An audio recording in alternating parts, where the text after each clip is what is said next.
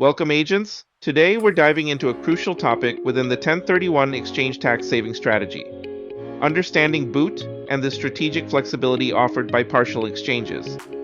While the goal on a 1031 exchange is often full tax deferral, the reality of real estate transactions can sometimes require a different approach, such as a partial 1031 exchange.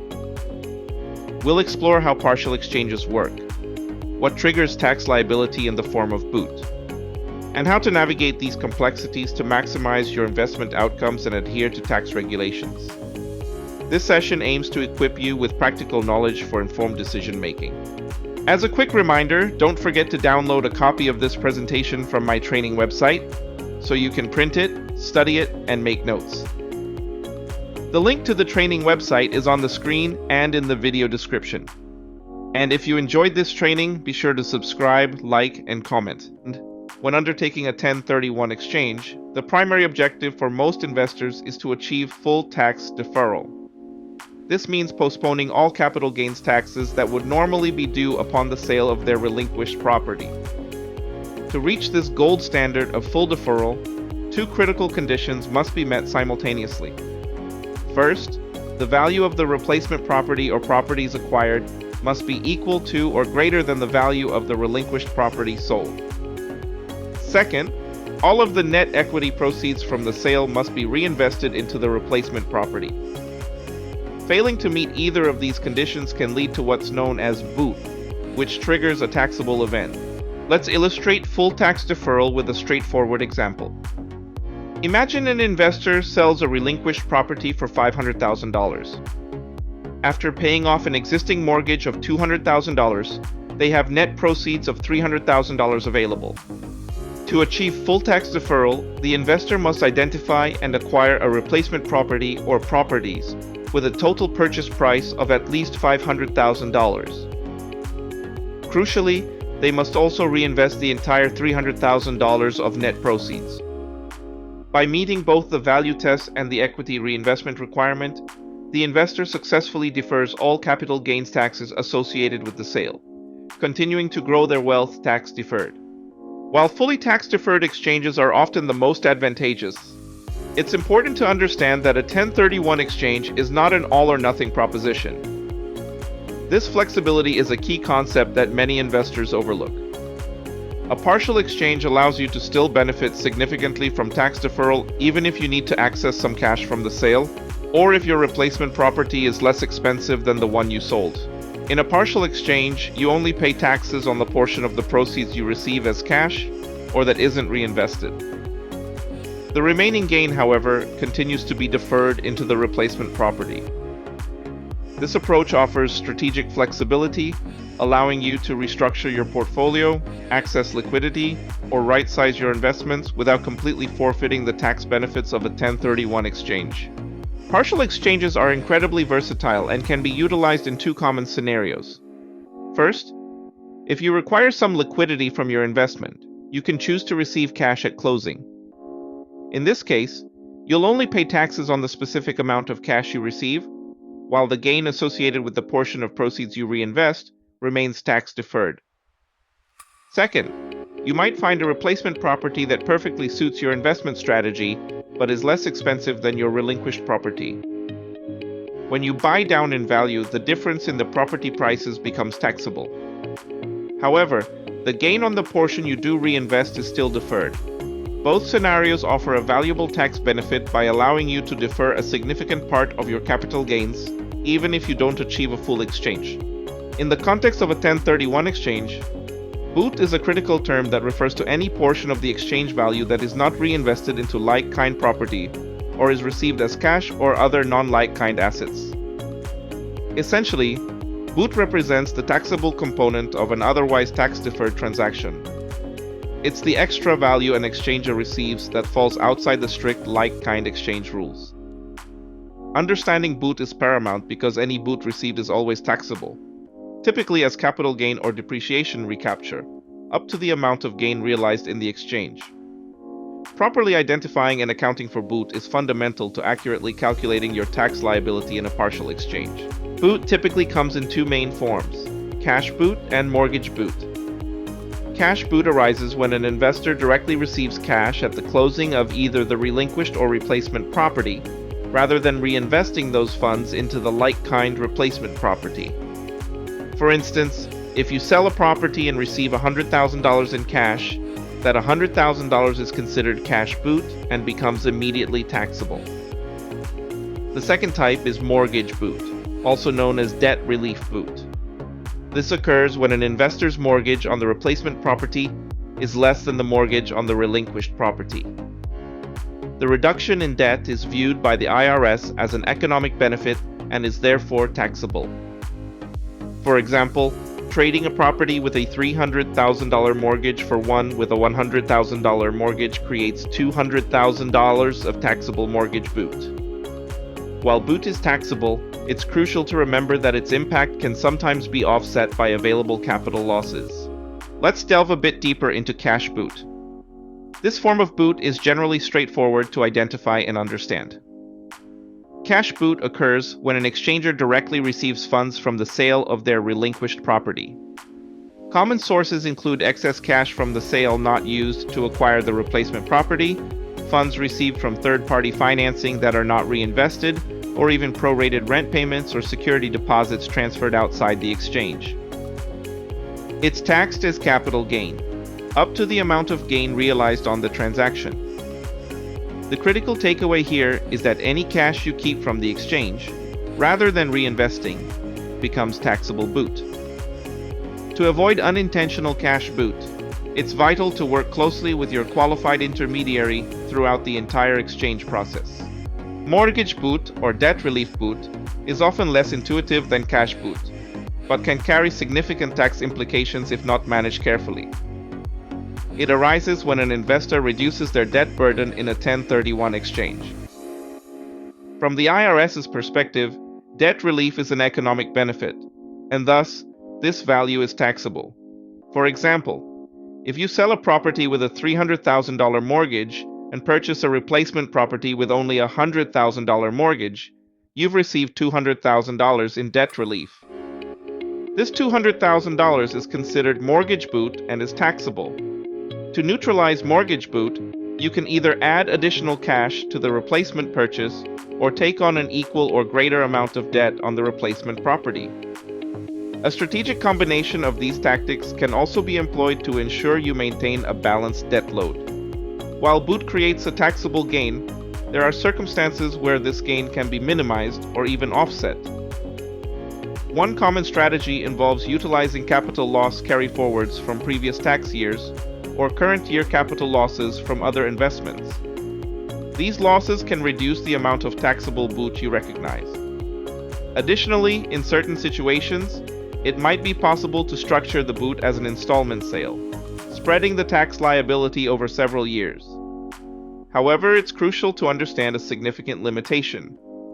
Depreciation recapture, which is often a component of the gain in a real estate sale, generally cannot be offset by capital losses.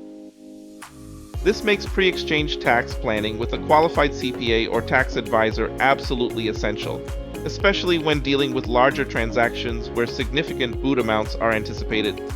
Successfully navigating a 1031 exchange, particularly when considering partial exchanges or potential boot, is rarely a solo endeavor. It demands a well-coordinated team of professionals working in concert from the initial planning stages through to closing.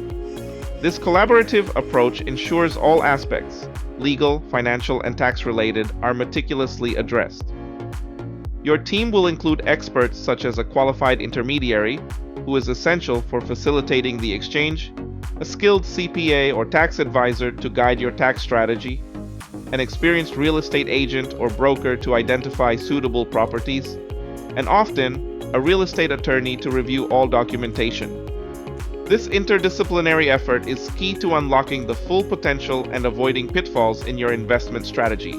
Before you find yourself in a situation that triggers taxable boot, proactive planning is absolutely essential. First, carefully calculate your net proceeds from the sale of your relinquished property, subtracting all relevant closing costs and existing debt. Second, determine your target replacement property budget, considering both purchase price and potential financing. Third, model the tax impact of any potential boot. Your CPA can help you understand how much tax you might owe if you take cash or buy down in value. Fourth, evaluate any opportunities to offset boot with capital losses or other strategies. Finally, and crucially, coordinate early and thoroughly with your qualified intermediary. Their expertise is invaluable in structuring the exchange correctly and helping you avoid accidental boot. Let's compare full and partial exchanges to highlight their distinct characteristics. A full exchange aims for complete tax deferral by reinvesting all proceeds into a replacement property of equal or greater value, receiving no cash. This is the gold standard for long-term wealth accumulation. A partial exchange, on the other hand, involves receiving some cash or acquiring a lower value property. While it results in some immediate tax liability on the boot received, the significant portion of the gain that is reinvested still benefits from tax deferral. Full exchanges offer maximum deferral but less liquidity, whereas partial exchanges provide greater flexibility to access cash or right-size your portfolio, albeit with a partial tax cost. The best choice depends entirely on your current financial goals and investment strategy. Consider an investor who sells a rental property for $600,000 with a $150,000 mortgage. After paying off the mortgage, they have $450,000 in net proceeds. This investor strategically decides to access $75,000 in cash to cover other investment needs. They then reinvest the remaining $375,000 into a replacement property worth $525,000, taking on a new mortgage. In this scenario, the $75,000 received as cash is considered taxable cash boot. However, the gain attributable to the $375,000 they reinvested is successfully deferred. The replacement property meets the value test on the reinvested portion, meaning a substantial amount of capital gains are deferred, while the investor gains immediate liquidity. This demonstrates the power of a well-structured partial exchange to achieve specific financial objectives without sacrificing all tax benefits. Even with careful planning, several common pitfalls related to boot can trip up investors. One significant mistake is the accidental creation of boot, often by withdrawing funds from the qualified intermediary's account prematurely, or failing to properly account for prorated items at closing. Another pitfall is ignoring mortgage boot, assuming that simply reinvesting cash proceeds is enough. Forgetting that debt relief is also a taxable event can lead to unexpected tax liabilities. Finally, failing to plan for depreciation recapture is a common oversight. Depreciation recapture is taxed at ordinary income rates up to 25%, and unlike capital gains, it often cannot be offset by capital losses. Proactive engagement with your advisory team is crucial to identify and mitigate these risks. A successful 1031 exchange, particularly one involving intentional boot or complex scenarios, hinges on a coordinated team of professionals. Your qualified intermediary, QI, is essential. They hold your exchange funds and ensure compliance with IRS regulations. Your CPA or tax advisor will model the tax impact of any boot, calculate depreciation recapture, identify potential offsets, and provide overall tax strategy. Your real estate agent or broker plays a vital role in identifying suitable replacement properties and structuring transactions to meet critical exchange timelines. Finally, a real estate attorney can review exchange documents, purchase agreements, and closing disclosures to ensure legal alignment with 1031 requirements. This comprehensive team approach is your best defense against errors and your strongest asset for maximizing benefits. The most important takeaway from today is that a 1031 exchange is not an all-or-nothing proposition. While achieving a fully deferred exchange remains the preferred strategy for many, partial exchanges offer incredible strategic flexibility. They allow you to defer a significant portion of your capital gains, even if you need to access some cash or adjust your investment to a lower value property. This approach provides a valuable middle ground. Whether your goal is a full exchange or a partial one, success fundamentally relies on early coordination with your qualified intermediary, your CPA, and your real estate team. Proactive planning before the sale of your relinquished property is the key to unlocking the full potential of your 1031 exchange. As a final reminder, don't forget to download a copy of this presentation from my training website so you can print it, study it, and make notes. The link to the training website is on the screen and in the video description. And if you enjoyed this training, be sure to subscribe, like, and share. And thank you for joining us today to discuss 1031 exchanges, boot, and partial exchanges. We hope this presentation has provided valuable insights into these complex yet powerful tax strategies for real estate investors. Please remember that the information shared today is intended for educational purposes only and should not be considered financial, tax, or legal advice. Every investment situation is unique, and tax laws are subject to change. Before making any investment decisions or proceeding with a 1031 exchange, we strongly urge you to consult with qualified professionals, including a certified public accountant, a financial advisor, and a real estate attorney. They can provide tailored advice specific to your individual circumstances and help ensure your strategies align with current regulations.